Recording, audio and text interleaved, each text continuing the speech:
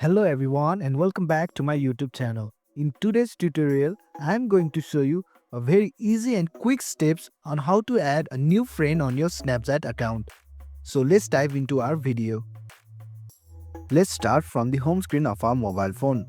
Open your Snapchat application, then tap on chat icon. Now you can see this interface. Then you have to click on search icon. As you can see in the search screen, you will be able to add many friends and snap stars. Look at add a friend and click on view more. You can add many different profiles directly from here. What you have to do is just click on add, or you have the option to follow the snap stars. Now the another way to add a new friend is to type directly into the search bar.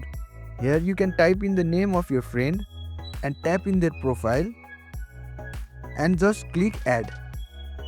So now you have added a new friend on Snapchat. So this is how you add a new friend on Snapchat. If you found this video helpful, please don't forget to like and subscribe. See you in next video and thank you for watching.